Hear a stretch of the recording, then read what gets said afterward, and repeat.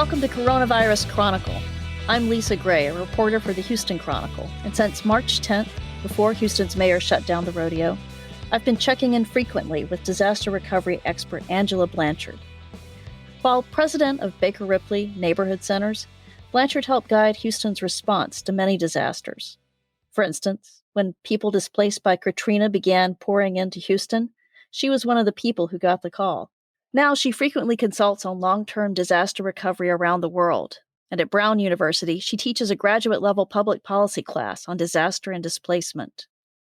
We talked with her today at her home in Houston's Museum District, where she's observing Harris County's stay-at-home order. Angela, thanks for being with us today. What was the first time that you dealt with a giant disaster?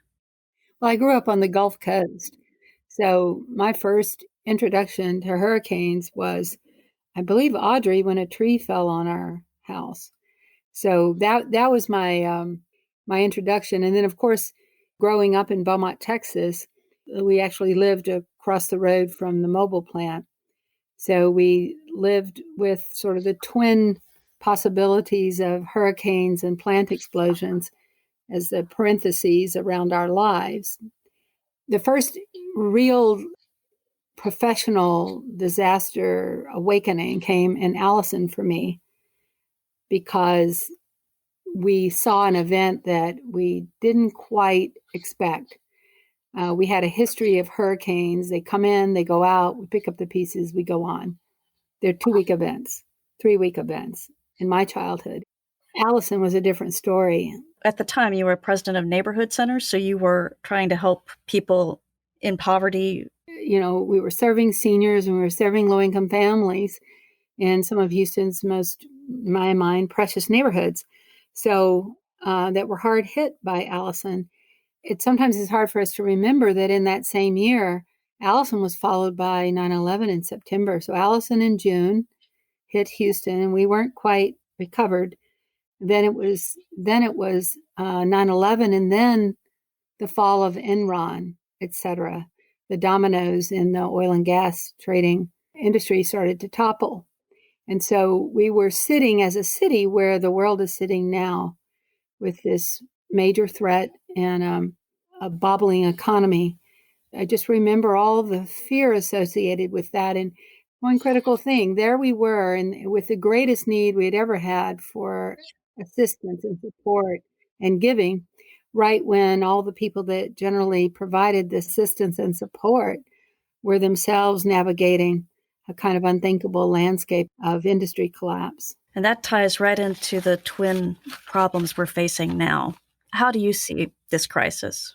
Where do you think we are in it? What do you think is the greatest need facing Houston now? I'm just going to fast forward from the 23 days ago that where we were all vaguely aware there was a virus. And then in 23 days, we've all become epidemiologists and disease spread experts and market watchers and a regular visit to see what the barrel of oil is today. I'm going to pause and just share this one tiny story so that people can understand what surge means. So you have to picture that the bed capacity is a pond. And in the pond are 2 lily pads. And those lily pads are doubling each day. And at 40 days, the pond's going to be covered, beds will be used up. What is the day when it's half covered? See, and we think it's going to be 20 days. We kind of imagine that these things sort of develop in some loping along manner. But in fact, it's day 39 that it's half covered. On day 40, all the beds are gone. We've watched countries and cities elsewhere go from okay to what looks like a catastrophic emergency the next day, because that's what surge looks like. That's how it works. And then we continue with doubling from there. This is what we have all asked people to make sacrifices for, to avoid that moment. In the minds of disaster, those of us who think all the time, anticipators, I call us, this is what we dread. It's the one thing that triggers the other thing. And then at some point, you're not sure which of the two is the most devastating. We've heard this terrible and painful conversation around, do we really sacrificed our economy, our worldwide economy, to save the lives of the people in our countries and cities. And of course, we're one by one, city by city, country by country, and heaven hopes individual by individual making that decision, making the decision to stay home, to forego economic activity in favor of protection for ourselves and families, and actually to save the lives of people, many of whom we may not ever meet. And at the same time, that's creating its own painful and terrible set of consequences for people whose livelihoods are at stake. And in Houston, both because of the shutdown of critical employment sectors, and then, of course, with the decline of oil prices, then many of the people who normally are doing quite well are now themselves faced with the prospect of either losing their jobs or anticipating a less certain future. You've put together non-specific disaster playbooks that recommend courses of action for almost any crisis. What is the usual recommendation? There was a time when we expected institutions that we built to show up and rescue us when things got too heavy, too difficult, and overwhelming. And I think we've seen that those institutions haven't evolved quickly enough and aren't responsive enough to deal with what we face now and with the speed with which it unfolds. So I say no one's coming, not as a message of despair, not because we should feel abandoned, but because we should be reminded that we're who's coming. We're here. This is our city, our county, our region. After Katrina, I wrote a simple paper about stages, and I wrote another. Those two papers made their way around the world. Then came invitations. So then I began traveling to places, for example, in Australia, where until recently the hottest fire on earth had burned and devastated Kinglake. I'd been in Brisbane for floods, in Germany as they were resettling 1.1 million Syrians, which was so incredibly reminiscent of Houston's efforts to welcome people from New Orleans. I started to think, there's a pattern here. And here are the 9 things everybody must do in the face of the unthinkable. There's a pattern to leadership behavior that really works. And then there's a pattern to help that's really useful. And the leaders that fare the best, that guide their cities and communities and companies through and to the other side, are those that took action immediately. No one's coming. They didn't wait. They used the information at their fingertips. What they took stock of what they understood and the resources and assets in the arena, and doing what they could with what they had, they started to make decisions and move forward. These were principled leaders largely. These were people that had already a long time ago made up their minds about how to get through things. And, what I love about our region, what gives me heart here is, I used to jokingly say it was not hard to raise money from people with money in Houston, because most of the people with money had already been broke a few times and they understood it wasn't a moral condition. So, we've been up and down, and people here understand that good fortune is partly fortune and partly hard work. Those leaders that look at the whole, consider not just their customers, but also their suppliers and their partners and their vendors, and then their neighbors and their friends. And they're looking at the whole and feeling a sense of responsibility for the whole. They actually make better decisions even for their own companies when they look at the whole than when they focus exclusively on what's their job.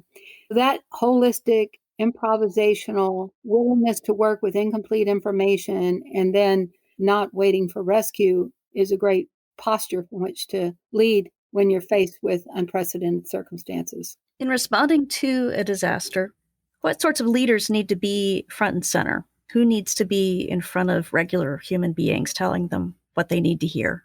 I'm super dogmatic on a couple of things and just stubbornly won't give them up, because I figure if you've seen it on 6 continents and in 12 countries, there's a good chance it's just true. So I've never seen any sort of effective response or recovery that was designed and delivered by one sector. We need 3 sectors.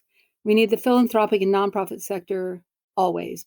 The mission focus and the mission driven people in those sectors will step up and do what needs to be done. You've got to have the private sector because they have resources, they have drive, they have focus. And you need the public sector because they're writing the rules that allow you to either ignore or bend all of the policies that need to be ignored and bent when the unprecedented happens. Those three sectors at the table, each with their sector strengths and capacities woven together, is powerful. We could write a book on that in this region because every response to every storm in this region has been, in the short term and the long term, a three-sector response. One thing that has helped many Texans get through tough times is a face that they could trust telling them the truth. So in my 13 bits of wisdom, those leaders that practice when I know it, you know it, they gain trust and they gain followers, and people will be willing to be guided by them. Certainty is not necessary, but transparency and honesty really are. So when Scott McClellan of HEB. Yes. Scott McClellan tells us, the food supply is secure. I can restock the shelves. Showed up in clearly prepared ways in Harvey. When HEB loaded its trucks, pulled them out to the HOV lanes, positioned them there prior to the storm, that might have been in the past something we would have thought FEMA might do, but it was HEB that did it. If there was a problem with the food supply, we'd hear that from Scott as well. So those of us who may not be in the loftiest positions of power, what we want from those people is tell us the truth. Tell it fast, tell it often, repeat it. Let us know. You think of these facts as sort of the container within which we'll all be making decisions. Yesterday, we had a good exchange with the Center for Houston's Future. I was talking about the dashboard that I keep on my desk.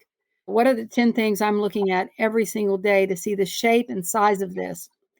Now, Lisa, if it was a hurricane, we'd all be watching the screen and here's the size of it. Here's the speed of it. This is where we think it. Here's what the European model says. Here's what the American model says. We're so hurricane literate. We could all we can all tell you what the dirty side looks like and when the eye passes. We've got it down. We're struggling now to understand what's the equivalent of wind speed for a virus. What's the equivalent of the dirty side for this storm? And then the other thing that's really challenging for us is we can see a storm. We see it on our screens, and we see it when the trees are bending at 45-degree angles. And then we see the aftermath, and we see the debris piled in the streets. So suffering is visible. The challenges are palpable. Where we are now is the trees have begun to blow. We don't quite understand its size. We're looking at the places it's already hit, and it looks really, really bad. So what I keep on my screen, this is my dashboard. How many cases? How much testing? What's the supply? What's the anticipated need? And what's the supply of PPE and other equipment that our first responders and health professionals will need? How many people? On one side of the equation, we're looking at the virus itself and the disease spread. What does surge look like in this region?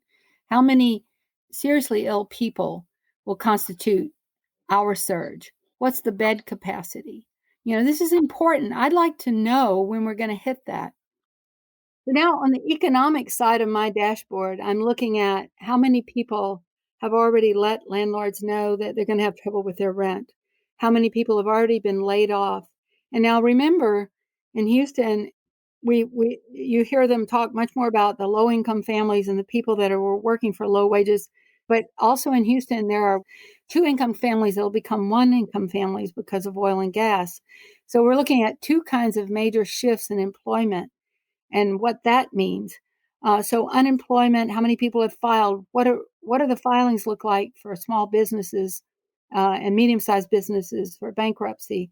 How many of them are prepared and understand how to move forward with the reliefs that have been written into the CARE Act? So that dashboard is extremely important.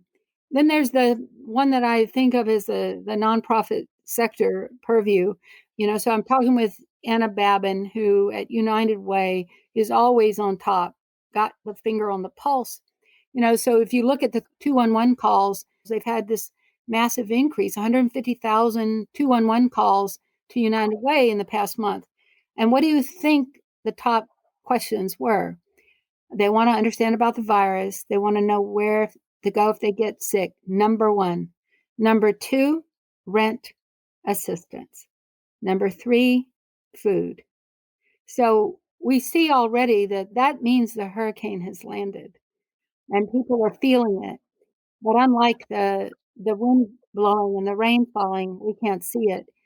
Those metrics about who's calling and for what, that's extremely important to pay attention to. What are the calls to the emergency hotlines?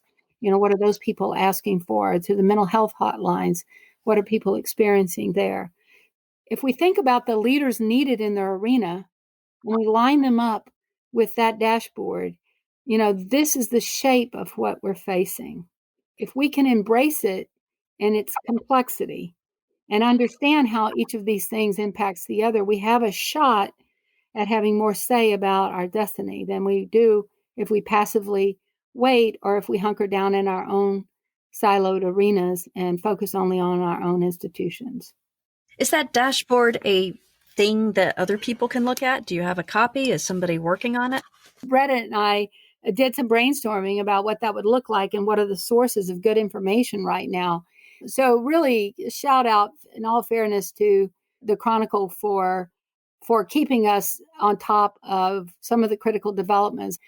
People learn best words, pictures, numbers. So what we're getting out of the Chronicle is the words, the pictures, and some of the numbers we need to navigate. We just can't captain our own ship without any navigational equipment. So this dashboard, I think, exists mostly on my desktop, in my brain at this moment. I'm not far from the only leader that's understanding that all of these metrics shape how we're going to get through this. We know, for example, if we do more testing and we get a better grasp on the size of the infected population, and then we're going to know right away when we start to have a decline. And if we understand when we have a decline, then we're going to have a projection about when we get to reopen businesses. So these things are interacting with one another in an unseen way. But if we can make this invisible disaster, if we can make it visible on the screen and give us all a picture of what we're dealing with and who's in charge of each of these elements, then I think we can be a little more consciously coordinated, consciously cooperative and coordinated in how we move through it. I don't want this to sound like some idealistic impossibility. Lots of people are thinking this way. And I think I'm merely articulating what most good leaders are coming to terms with in the last week or so. I think next week is going to bring a real surge of connection between sectors and leaders and people reaching out across institutions. I've said to a lot of my business clients, look, you've won by competing well. You'll win this one by collaborating well. Because some of the people you competed with a month ago might be your best source of understanding and insight for what's ahead. We need different structures, new structures of communication, connection, and collaboration. What else are you thinking about? Or is that it? Eating somebody's cooking besides my own. I have nothing to whine about at all. Not a thing in the world. But when I'm tempted to, it's because, I'm facing another one of the Angela Blanchard's culinary creations, and that's a miniature disaster in a pot every day at my house.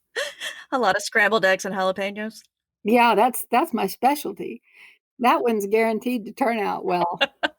But everything I'm seeing, everything I'm saying points to one thing. History tells us this. Experiences around the world tell us this. The human spirit is not extinguishable. If you're alive today, you descended from all the people that survived the plagues, the genocides, the disasters, the floods, the droughts. Within us, we have the capacity to do two things. One is to rise to the challenge of working through this, seeing our way to the other side together. And then the more deep and somewhat spiritual challenge of coming to terms with the suffering and loss that we're going to face. It's a loss of livelihoods, the businesses and the restaurants we love that won't be there when we go back, the venues that aren't functioning, the companies and the plans and the promises parents have made to children that won't be realized because the income's not there to do it. These are losses that we should mourn. So with those great losses comes a deep grief, and then also gratitude. And I remind people all the time that gratitude and grief at every milestone will have both, and they have to live side by side in our hearts together. All right. Thanks a lot, Angela. Remember, subscribing to the Houston Chronicle supports all of our work, including this podcast. Coronavirus Chronicle will be back on Monday with Farrell Gibbs. Have a good weekend and stay safe.